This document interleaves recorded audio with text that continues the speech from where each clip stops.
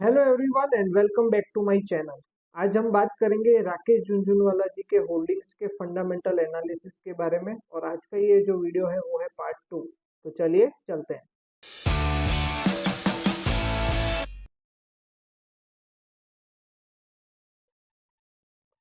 तो आज की जो पहली कंपनी है जिसमें राकेश झुनझुनवाला जी का होल्डिंग है वो है एनसीसी लिमिटेड।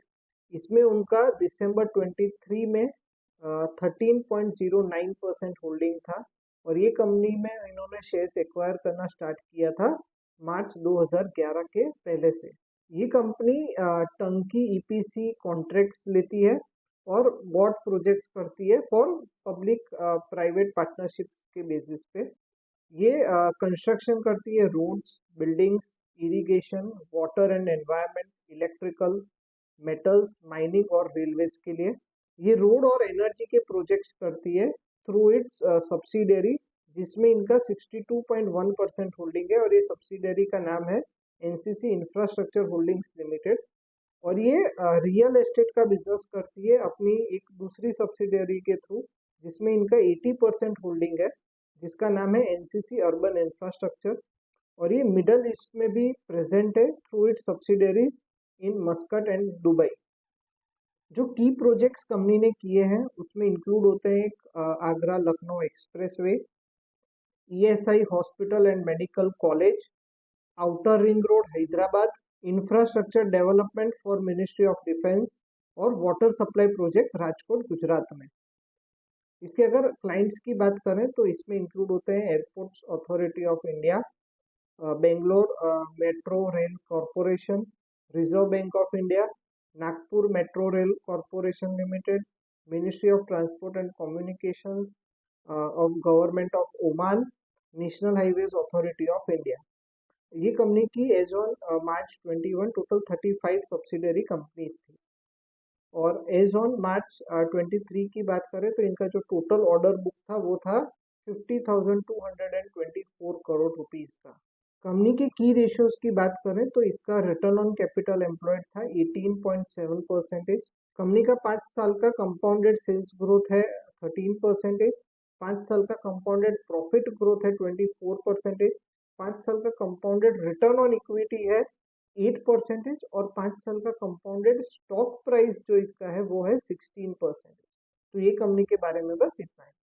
सो आज की जो दूसरी कंपनी है उसका नाम है राघव प्रोडक्टिविटी एनहेंसर्स लिमिटेड। और ये कंपनी में इनका जो shareholding as on December 23 था वो था 11.87%। और ये कंपनी में इन्होंने जो शेयर्स एक्वायर करना स्टार्ट किया था वो किया था जून 2016 से।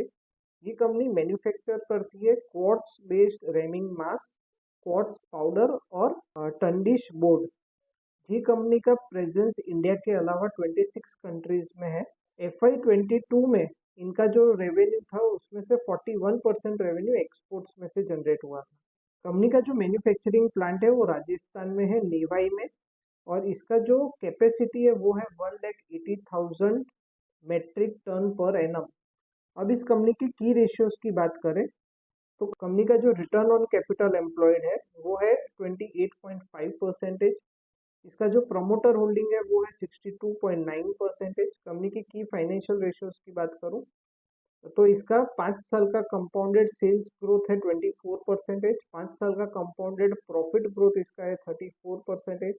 5 साल का कंपाउंडेड रिटर्न ऑन इक्विटी इसका है 22%। और 5 साल का कंपाउंडेड स्टॉक प्राइस इसका है वो है 65%।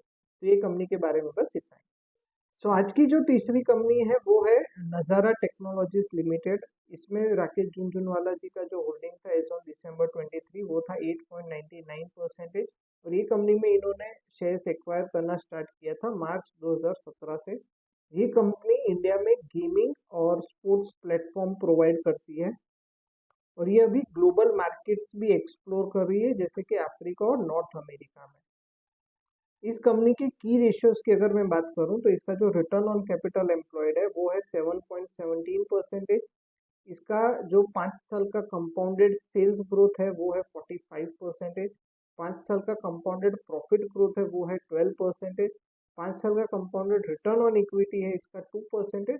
और इसका प्रोमोटर होल्डिंग अब सिर्फ है 16.4%। तो ये कंपनी के बारे में बस इतना ही।